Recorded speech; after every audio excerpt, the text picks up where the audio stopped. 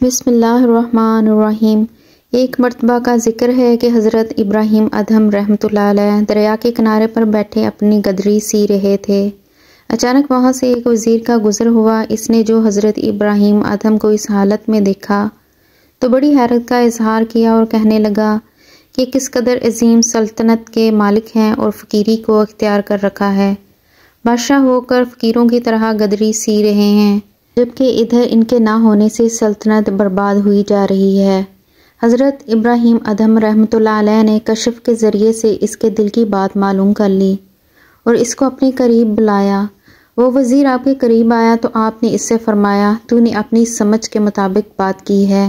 اس کے بعد آپ نے اپنی سوئی دریا میں پھینک دی اور پھر بلند آواز سے پکارا کہ میری سوئی مجھے دو۔ اچانک دریا کے اندر سے ہزاروں مچھلیاں اپنے اپنے منہ میں سونے کی سوئی دبائے ہوئے پانی سے باہر نکلیں۔ حضرت ابراہیم ادھم رحمۃ اللہ علیہ نے پھر آواز دی، اے اللہ، مجھے صرف میری سوئی چاہیے۔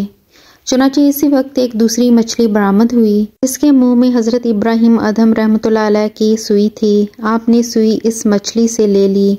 اس کے بعد آپ نے اس وزیر کی طرف توجہ کرتے ہوئے فرمایا کہ یہ بادشاہی اچھی ہے یا وہ حقیر سلطنت کی بادشاہی؟ پھر خود ہی فرمایا، یقیناً یہ بادشاہی حقیقی بادشاہی ہے اور سب سے اچھی ہے۔ یہ سن کر اور دیکھ کر وزیر نے معذرت کی اور اپنی راہ پر چل دیا۔